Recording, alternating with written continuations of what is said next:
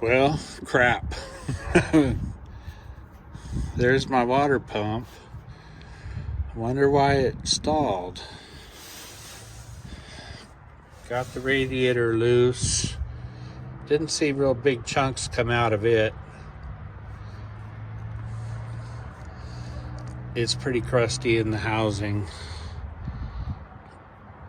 Once the radiator's out, I'll probably get a pick or a bit of that. It's a little better in here after a hosing off.